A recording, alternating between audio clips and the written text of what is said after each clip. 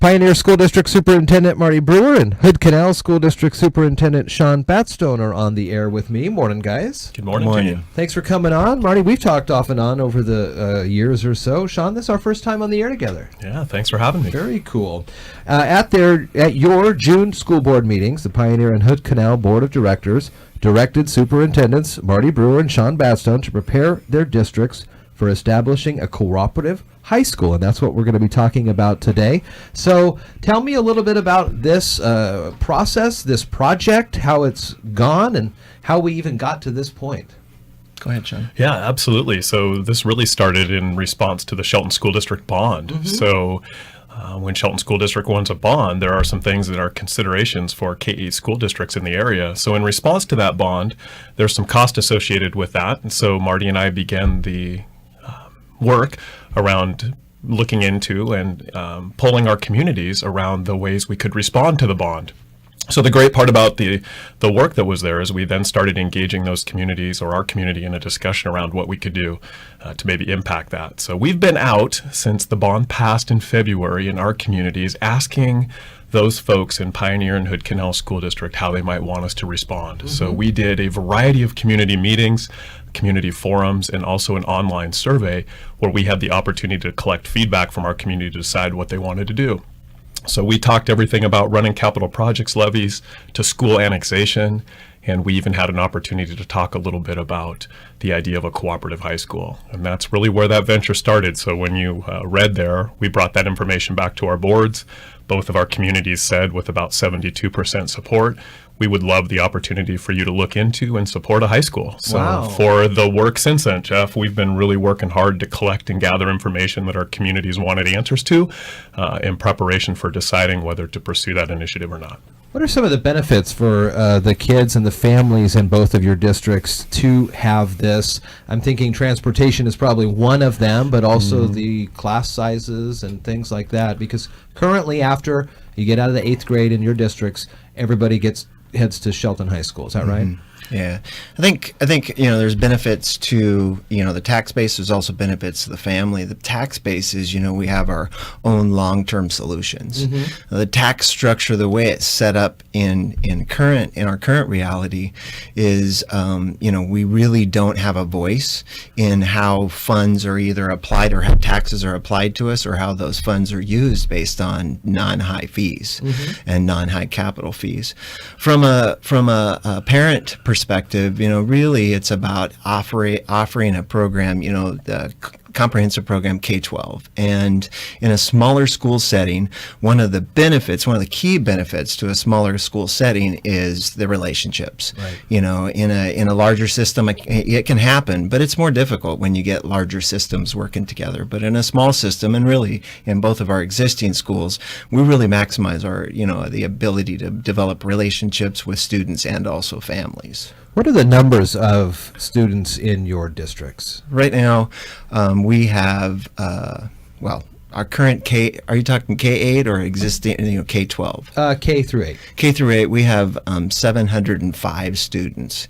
If you include our high school students, that adds an additional 374 students. So, the one thing that I want to get out ahead of is we're not a small system. Right. We might be a K-8, but we're equal in size to, many existing high schools in the state of Washington. Yeah. And Shawn, yours? Yeah, so we have about 320 students, pre-K through 8, and then we have about 170 students up at the high school, 9 through 12, depending on where they go. Most go to Shelton, but we do have some others in some other surrounding high schools as well. And I think, as Marty pointed out, one of the great parts about looking at the possibility of a new high school is thinking about all the creative and innovative ways you can create new high school programs. So that's a lot of what we've been doing over the summer, is collecting that information, looking at different ways that we might be able to offer an innovative program for our students in high school. Yeah, and our board and our community has made it very clear, if we're just going to replicate existing high schools in Mason County, that's not time or money well spent. Right. So we're really thinking outside the box with leaders from across the state around, what could a new high school incorporate that would give us maybe a little different flair, so to speak. So how would this work out? Would the two school districts combine, or would it be a cooperation like a Pioneer / Hood Canal, and where could it potentially be? Things like that. Well, there hasn't. We neither district has the intent to consolidate within one another. I mean, we're both very, very proud communities, so it would be a joint effort at the high school. And there are existing academic agreements out across our state. Lind and Ritzville have recently come up with a cooperative high school concept, and so there's some experiences in our state that we can look to for guidance. Go ahead. One of the great things about the cooperative, or at least at this time, is the working relationship between the two school boards. Excuse me. So there's a lot of opportunity, I think, between Hood Canal and Pioneer to really work towards this goal, and both school boards are committed to taking a deeper look at the idea.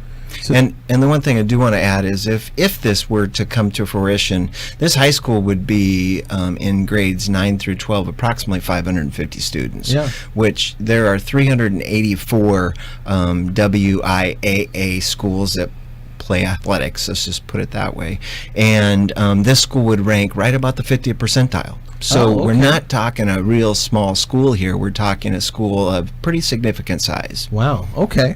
So you got a bunch of respondents. 72% supported this option. Where do we go now? Well, the next step is really taking a look at answering those questions that the community members asked. So it is about looking at different spots where this high school could be located.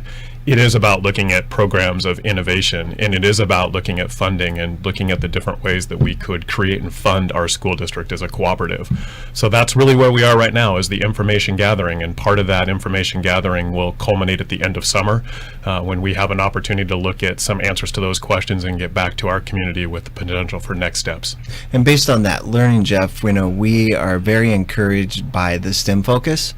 And to make it a little different flavor, we're encouraged to try to bring out what keeps Mason County alive in our local industry around the shellfish and timber industry, to have a STEM focus that students could track through in preparation for workforce and or college readiness in those fields, and beyond that, but that's just kind of the starting point of the STEM conversation. Do the residents in your two school districts now, will they be having to pay for certain portions of the Shelton School District bond currently, and would this cause an impact into that? Well, that's what stimulated this conversation initially coming out of the block, and those numbers can be negotiated. But this conversation was started when the Shelton School District passed the bond, and the initial number was we owe them $4.5 million. Now that can be negotiated, and Hood Canal was on the hook potentially for $4.2 million.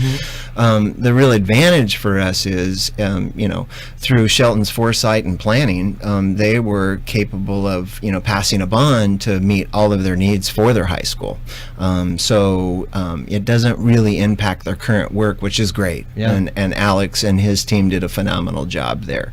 So this really led to our conversation around, okay, what's our future? Is our future to continue to contribute to that high school, or potentially look for our own long-term solutions around our community needs? You can contact either Marty Brewer or Shawn Batstone about these pieces of information in a cooperative high school. We'll put the links to the email addresses in the show notes here. You guys getting ready? Big school year coming up before you know it. It's an exciting time of year. It is. It is. And we have, and I hope to come back and talk to you, Jeff. We have a dedication scheduled for the new building opening up in early November. And so we're looking forward to opening the doors to this fine new facility out with the Pioneer School District. I think that's a great idea. We'll get you on. Very cool. Well, Shawn, thanks for coming on. Marty, you too. Good to see you guys. Thank you. All right. Thanks for the opportunity. Have a good day.